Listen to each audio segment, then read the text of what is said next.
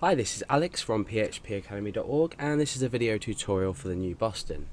Now, in this video tutorial series, we're going to be looking at AJAX. Now, AJAX isn't specifically relative to PHP. However, many PHP applications or websites you may create with PHP can be massively enhanced with AJAX, because what we can do is we can create applications that allow us to, say, click a button or type some kind of data in, and we can grab data from a database or a text file, or just simply include a PHP file onto our page that gives us dynamic information, so updated information. And AJAX has been used for a long time now, and recently started to be created more popular. We're in 2011 when this video is being recorded, so it's extremely popular on the web. So why is AJAX special? What makes it special? And I'm just going to talk to you a bit about the features of AJAX that create a more dynamic web experience, if you like. Now, AJAX first of all stands for asynchronous JavaScript and XML, and what this means is that we can process data through behind the scenes of our website, just using JavaScript and XHTML as well, or HTML. So it asynchronously sends a value and retrieves something without having to reload the entire page. So if you think about a web page in general, you have, let's say we're on index.php at the moment, you have some data on a page and you click a form, for example, to maybe submit a registration. Or you might just click a button to retrieve a list of values that you've typed in a search box, for example. So you may have a search box on your web page, this may return a value. Now usually you would use a form submit, so you would say, let's just break out of our PHP tags, we would say form action equals something, method equals something, come down here, we would create a submit button. And what would happen is when we press this submit button, we're taken to the form action. Now what we can do is we can specify buttons just on their own, and what these do is they will send a call a function inside of our header. So if we were to set up a standard page like this, start the head tag and then end the head tag, start the body, end the body.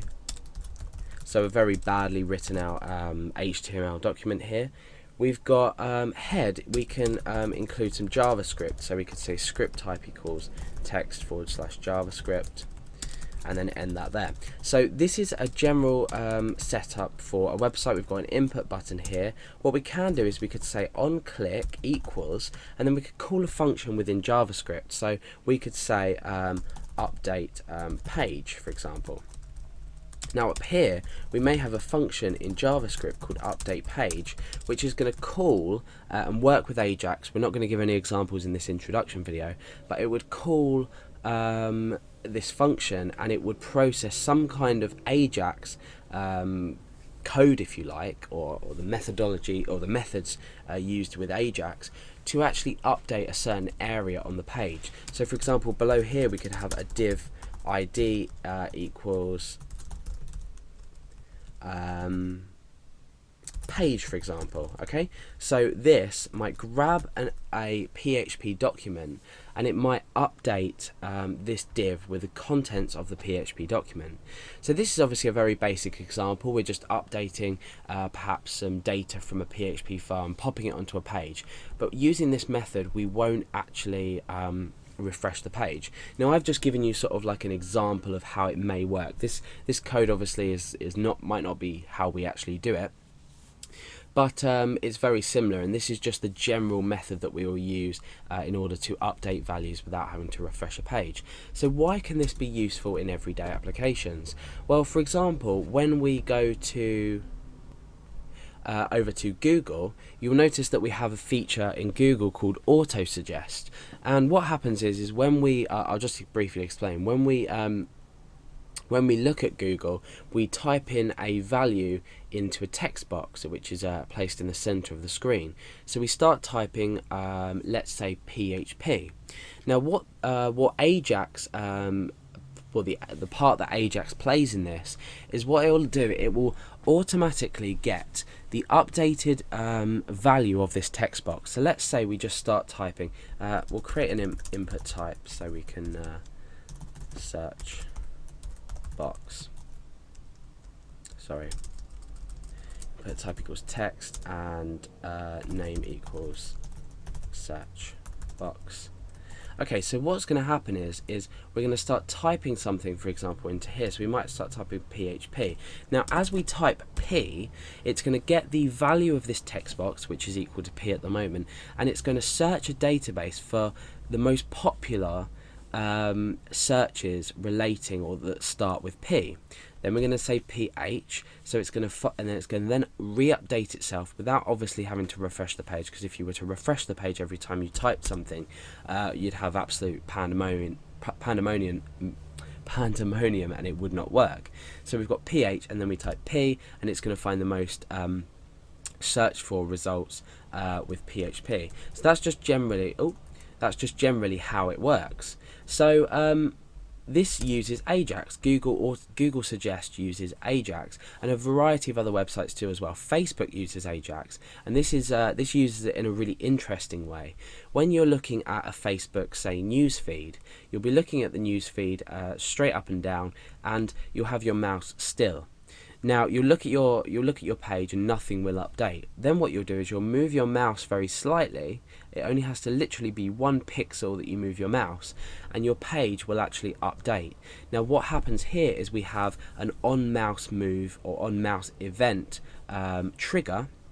So when you move your mouse, bits of the page are updated using AJAX, so it will be automatically updated from the database using AJAX. The same with Twitter as well. When you create a new tweet, you might tweet in a box like this and click submit or hit enter, and it will automatically show your most recent tweet. It won't actually refresh the page. The same with probably the feeds in Twitter. You'll automatically see new feeds open. So this is why we use AJAX and why it's so important on the web today, when we don't want boring static websites. We want everything to be easy to use and dynamic, and that's another reason we use AJAX, is because it's really easy to use a website that's been enhanced with AJAX. Particularly with PHP, where we're gaining values from a database. We can do other things with AJAX, but for now we're going to be looking at AJAX closely related to PHP, because AJAX is so closely related to PHP, where we grab things from the database. Obviously it can be used with other web programming languages, but obviously because this is PHP tutorials, we're going to be looking at AJAX and PHP. So that's a bit about AJAX, how it works, what it is, why we should use it. Now in the next tutorials coming up, we're going to be looking at how to, first of all, the basics of that, and then we're going to be creating some sample programs to grab some data from databases depending on what we do on the page.